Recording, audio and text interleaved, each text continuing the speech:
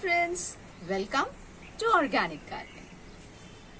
हम बड़े शौक से पौधे लाते हैं, अपने घर पे लगाते हैं और जब उस पे कलियां आती है तो हमारे फेस भी एकदम खिल जाता है। पर वो कली अगर खिलने से पहले मुरझा जाए या गिर जाए तो हमें बहुत दुख होता है ना। आज का वीडियो में हम जानेंगे कि ये बड ड्रॉप्स क्यों होते हैं और उसकी रेमेडीज क्या है। कुछ प्लांट्स होते हैं जैसे लौकी, ककड़ी, पंपकिन, अनार। इनमें नेचर ने फीमेल फ्लावर्स से बहुत पहले मेल फ्लावर्स सेंड करता है और ये ऑटोमेटिक ड्रॉप होते हैं। इसमें आप कुछ नहीं कर सकते हैं, लेट इट बी। प्रॉब्लम तब आती है जब फीमेल फ्लावर्स ड्रॉप होते हैं। क्यों ड्रॉप होंगे फीमेल फ्लावर्स? क्योंकि वो पॉलिनेटेड नहीं हुए हैं। अब फ्लावर्स का पॉलिनेशन कैसे करेंगे? सबसे पहले तो नेचुरल तरीका है कि अपने गार्डन में, अपने प्लांट्स के आसपास खूब सारे ब्राइट कलर के फ्लावर्स लगाएं, जिससे हनी बीज आएंगी, अट्रैक्ट होंगी और फ्लावर्स पॉलिनेट होंगे। सेकेंड तरीका होता है हैंड पॉलिनेशन का। वो कैसे करते हैं, मेरा एक वीडियो है अडेनियम पे जिसमें पॉलिनेशन बताया है। बहुत सिंपल है, ईयरबड्स के थ्रू करते हैं। तो I will share you the link.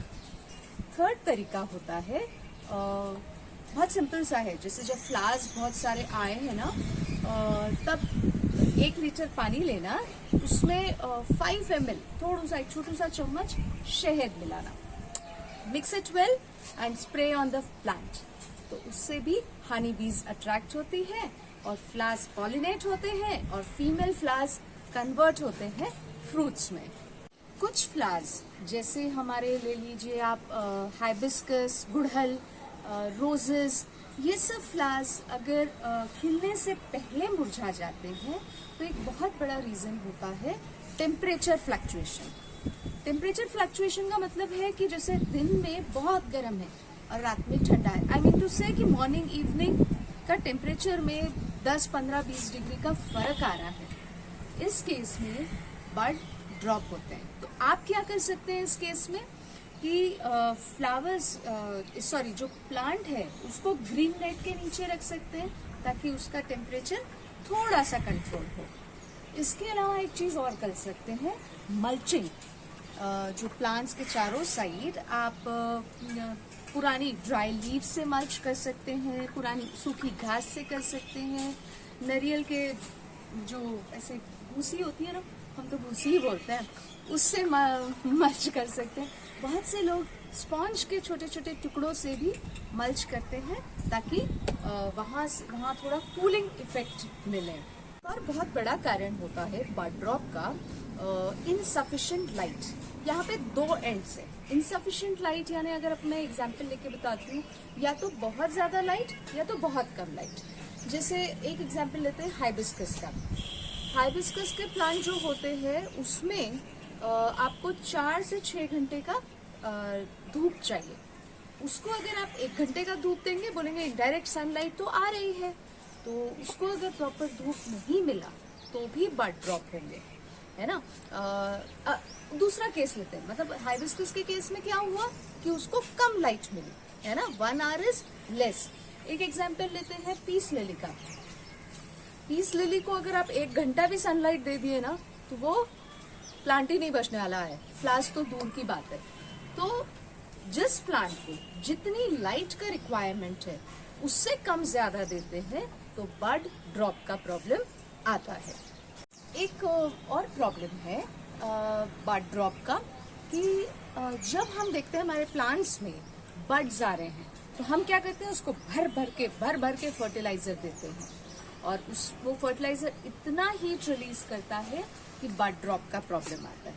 तो एक्चुअली करना क्या चाहिए, जब भी आपको लगता है ये मंथ के आसपास इसकी फ्लावरिंग सीजन है या फ्लावरिंग टाइम है, उससे 1 आध 1.5 महीने पहले से उसको तैयारी करवाइए, उसको फर्टिलाइज करवाइए ताकि वो हेल्दी फ्लावर दे सके, बड ड्रॉप का प्रॉब्लम ना आए। और जब हम है ना, जब बडिंग स्टार्ट होती है, फ्लावरिंग स्टार्ट होने को रहती है, और जब हम फर्टिलाइजर देते हैं ना, तो उसमें बहुत हीट रिलीज होता है, और जो स्टेम होता है, जो मेन स्टेम और ये फ्लावर के बीच वाला जो स्टेम होता है ना, ये बहुत नाजुक होता है ना, तो ये इतनी हीट बर्दाश्त नहीं करता। ये गलती मैंने भी की थी। मेरा लेमन का जो प्लांट था, नींबू का जो प्लांट था ना, उसमें फ्लावर्स दिख रहे थे, तो मुझे लगा कि मुझे बड़े बड़े नींबू चाहिए, और मैंने बेवकूफ़ों जैसे उस टाइम उस प्लांट में सरसों खली डाल दिया था। बिलीव मी, वो साल एक भी नींबू नहीं आए थे। I should have given it much before. तो बिल्कुल ध्यान रखिए कौन से पौधे को कब फ्लावर आने वाला है और कब उसे फर्टिलाइज करना है। अनदर प्रॉब्लम बड ड्रॉप का होता है कि पेस्ट होता है। Pest is another reason. जैसे कुछ पेस्ट हो गए, एल्फिड्स या मिलीबग्स या स्पाइडर माइट्स, ये सब आपको दिखते हैं आँख से, बट कुछ एक पेस्ट होते हैं जो आपको आंखों से नहीं दिखते हैं। वो आपके बड्स को खाते रहते हैं, and finally your buds fall down. What's the remedy? Always prefer to spray neem oil. इस तरह से अपने गार्डन को सेफ रखिए, तो बड ड्रॉप का प्रॉब्लम नहीं आएगा। अनदर प्रॉब्लम, इसको मैं ना एक एग्जाम्पल से बताती हूँ। आपका एग्जाम आया है, और आपने अगर एग्जाम के लिए पढ़ाई नहीं की है, तो फिर आता है हमको स्ट्रेस। सिमिलरली, जब फ्लावरिंग का टाइम है और प्लांट के पास प्रॉपर न्यूट्रिएंट्स नहीं है, तो प्लांट को आता है स्ट्रेस। तो make sure your plant has enough nutrients to produce flowers.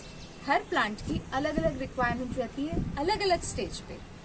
Do keep a check on that. एक और बहुत और सबसे इम्पॉर्टेंट रीजन और सबसे मेजर रीजन होता है फ्लावर ड्रॉप का, वो है वाटर फ्लक्चुएशन। ड्यूरिंग बहुत मैक्सिमम फ्लावरिंग प्लांट्स को जब फ्लावर करते हैं, वो टाइम पे सॉइल उनको वेट चाहिए। यहाँ पे वेट का मतलब सॉगी नहीं होता है, ठीक है? उसको मॉइस्ट चाहिए, और बहुत ज्यादा ड्राई नहीं चाहिए। बहुत ज्यादा सॉगी हो जाएगा तो भी फ्लावर ड्रॉप्स होंगे, और बहुत ड्राई भी होगा तो भी फ्लावर ड्रॉप्स होंगे। तो कीप अ चेक कि आपका पानी गमले में प्रॉपर है या नहीं है। फ्लावर ड्रॉप के साथ साथ एक प्रॉब्लम और आता है कि कहते हैं कुछ फ्लावर्स पूरा नहीं खिल पाता है, या आधा खिलता है, या छोटे खिलते हैं। तो इसका भी रीजन बताती हूँ। इसके 2-3 कारण होते हैं। सबसे पहले हीट, मौसम की वजह से ये होता है, इफेक्ट आता है थोड़ा प्लांट पे।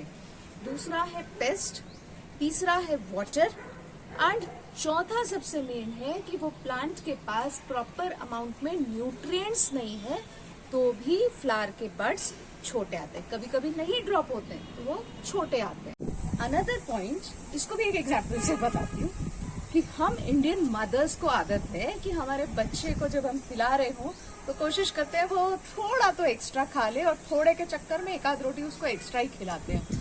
सिमिलरली, जब हम नई नई गार्डनिंग स्टार्ट करते हैं, तो हमेशा हम YouTube या कहीं पे देखते हैं, अरे ये वाला फर्टिलाइजर डाउनलोड, बनाया, प्लांट्स में डाला। दूसरा एक और फर्टिलाइजर पता चला, डाउनलोड किया, बनाया एंड प्लांट्स को दिया। हम इतना ज्यादा फर्टिलाइजर प्लांट को दे देते हैं कि plant actually goes into stress, और उसको समझ में नहीं आता है how to behave with those fertilisers. बिल्कुल आप फर्टिलाइजर दीजिए, लेकिन कब कितने अमाउंट में देना है डिपेंड करता है वो प्लांट का कौन सा स्टेज है। एक सिंपल एग्जांपल बताती हूँ कि जब प्लांट छोटू है, जब वो मैच्योरिटी की तरफ बढ़ रहा है, दैट टाइम उसको बहुत नाइट्रोजन चाहिए ताकि वो ग्रीन कवर डेवलप करे और मैच्योर हो जाए। एक टाइम के बाद उसको काफी सारा बैलेंस्ड फर्टिलाइजर चाहिए। फ्लावरिंग के टाइम पे उसको potash and phosphorus rich fertilisers चाहिए। तो डिपेंड करता है प्लांट कौन सी स्टेज में है और उसके अंदर कितना खाना देना है हमको। These were so many reasons कि आपके फ्लावर्स जो खिलने के पहले ड्रॉप हो जाते हैं। इन सारी चीजों में से चेक करना आपके इसमें क्या प्रॉब्लम है and act wisely. Hope you will like this video, share this video, subscribe my channel, stay blessed.